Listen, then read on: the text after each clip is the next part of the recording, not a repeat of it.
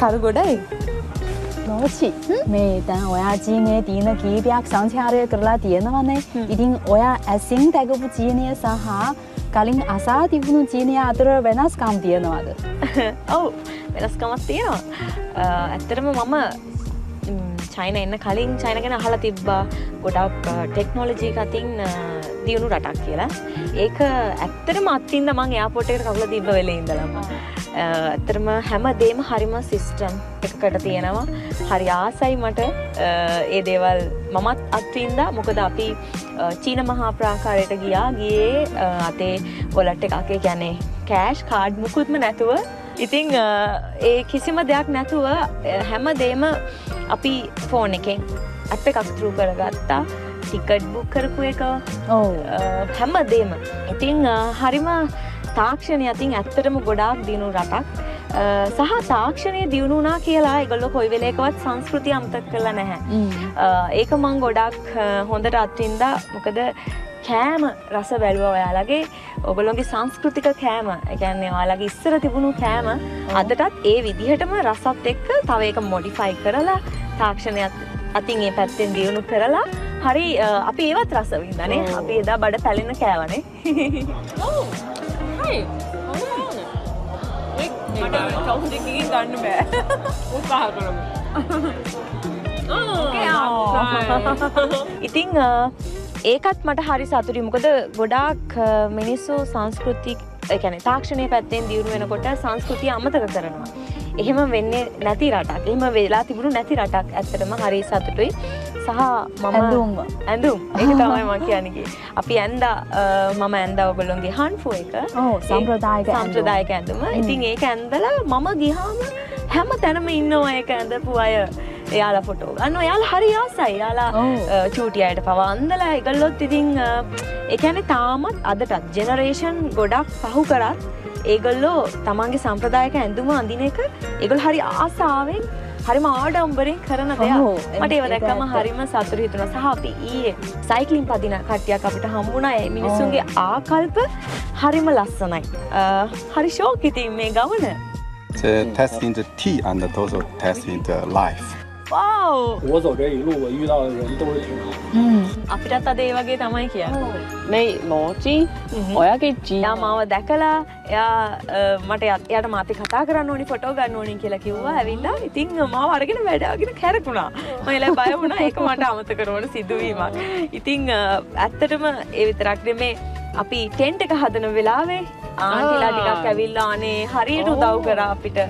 ඊට පස්සේ අපි ජංගම තේ කුටිය හදන කුටිය 水用完了，不知道能不能借您点水呢？啊，好，谢谢谢谢。哇，谢谢您。然后趴着好呢。好。哎，你好，那个我想问一下，就是我知道这条街上有一个鲜花烤奶店在哪儿？就在清迈一点大概。මම එළියට බැස්සමත් ඕන කෙනෙක් ඇවිල්ලා හරි සුවදශීලීව hina වෙනවා කතා කරනවා. මාව දන්නව නෙමෙයිනේ. මාව දන්නේ නැතුවනේ. ඒ කියන්නේ හරි ආදරේ හිතනවා. ඒ කියන්නේ යාලා අපිට ආදරේ අපිටත් එයාලට ආදරේ හිතෙනවා. මට ඇත්තටම මට කතා කරන්න බැරි එක විතරයි චීන වලින් ඔයගොල්ලෝගේ භාෂාවෙන් මේ ලංකාවේ ඉන්නවා වගේ. විවිධ රටවල් ඉන්න මිනිසුන්ගේ සංස්කෘතිය සහ භාෂා වෙනස් වුණාට ඇත්තටම අපි සමානම හැඟීම් වලින් පැන්ති තියනවා කියලා මගේ සැබෑම විශ්වාසය. ඔව් හරියට මේ කරු පිරිච්ච අහස වගේ චීනයේ හිටියත් ලංකාවේ හිටියත් අපි හැමෝම ඉතින් එකම අහස යට ඉන්න අයනේ. ඒක ඇත්ත. අද සුටක් හවස් වෙද්දි කීසලයි.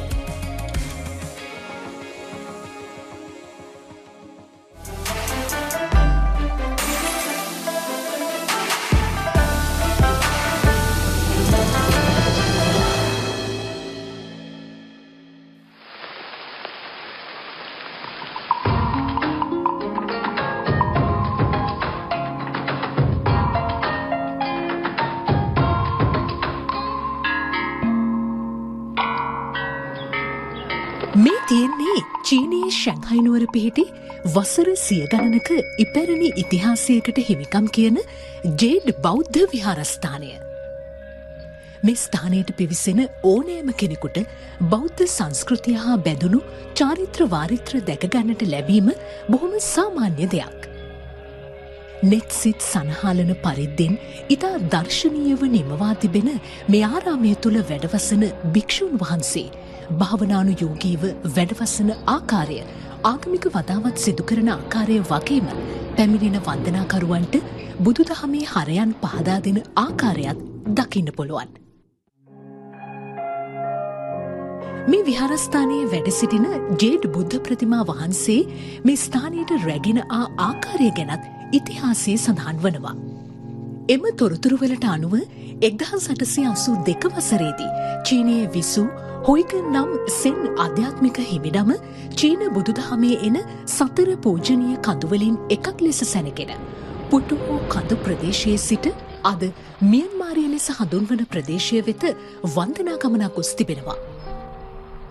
උන්වහන්සේ එහි සිට ජේඩ් බුද්ධ ප්‍රතිමා 5ක් රැගෙන යළි චීනයට පැමිණෙද්දී ශැන්හයි හරහා ගමන් කර ඇති බවත් එහිදී බුද්ධ ප්‍රතිමා 2ක් ශැන්හයි වෙත පරිත්‍යාග කර ඇති බවත් ඉතිහාසයේ සඳහන්. එම ජේඩ් බුද්ධ ප්‍රතිමා 1918 වසරේදී වත්මන් විහාරස්ථානයේ වෙත රැගෙන ඇති බවයි එහි වැඩිදුරටත් දැක්වෙන්නේ. එවන් සියවස් ගණනාවක ඉපැරණි ප්‍රෞಢ ඉතිහාසයකින් යුත් මේ විහාර සංකීර්ණය ආරක්ෂා කිරීමට සහ මෙහි පැමිණෙන අමුත්තන්ට අවශ්‍ය පහසුකම් සැපීම සඳහා 2014 වසරේදී මෙහි විශාලතම ප්‍රතිසංස්කරණය ආරම්භ වී තිබෙනවා. එහිදී ටොන් 2000ක් බරති මෙම විහාරස්ථානයේ ප්‍රධාන ගොඩනැගිල්ලෙහි ප්‍රතිසංස්කරණ දියත් කෙරුණේ 2017 වසරේ සැප්තැම්බර් මාස 2 වන දිනයි. විශේෂිත රේල් පීලි යොදා ගනිමින් ඒ මතින් මෙම ගොඩනැගිල්ල අවශ්‍ය ස්ථානය වෙත රැගෙන යාම සිදු කළ අතර එහිදී මිනිත්තුවකට සෙන්ටිමීටර 3ක් වනසේ එය පැවති ස්ථානයෙන් ඉවත් කිරීම සිදු කෙරුණා. එලෙස මීටර 30ක පමණ දුරක් දක්වා මෙම විහාරස්ථාන ගොඩනැගිල්ල රැගෙන යාම සඳහා ඉංජිනේරුවන්ට දින 15ක කාලයක් ගත වූ බවයි සඳහන් වන්නේ. 所以我们今天看到的这个天王殿所有的佛像所有的庄严都没有改，一直是跟100年前的是一样的。我们人有生老病死，其实建筑其实很多都有一样的，这是一个自然规律，是天道。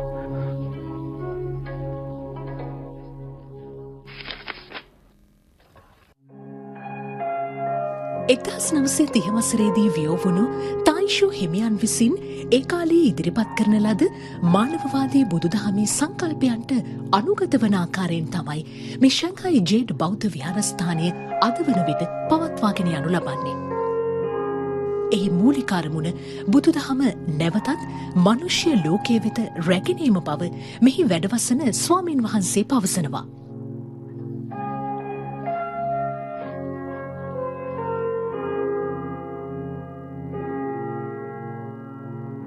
පුරාතන චීනයේ සොන් රාජවංශයේ ගෘහ නිර්මාණ ශෛලියට අනුව ඉදිකරන ලද මේ විහාරස්ථාන සංකීර්ණය සැබවින්ම ආධ්‍යාත්මික දියුණුව ළඟා කරගන්නටම තැනවුවක් බව අවිවාදයකින් යුතුවම කිව හැකියි.